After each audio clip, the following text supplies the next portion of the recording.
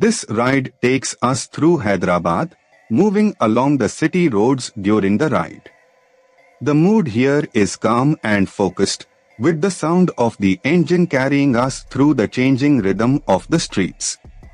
Let the road unfold naturally as we settle into this stretch. A little further along, this part of the route shows a grounded side of Hyderabad, where everyday movement defines the street. Shops, side lanes, and passing vehicles build a sense of momentum, and the pace stays steady. It is the kind of stretch where the ride feels less like a destination and more like a continuous observation. As the ride continues, here is something worth knowing about this part of Hyderabad. New metro corridors will connect IT hubs, residential areas, and commercial districts more directly. That local detail adds depth to what might otherwise seem like a simple road, and it reminds you that every ride here passes through layers of history and routine. Coming into the next stretch, from the rider's perspective, this section is defined by spacing, timing, and attention.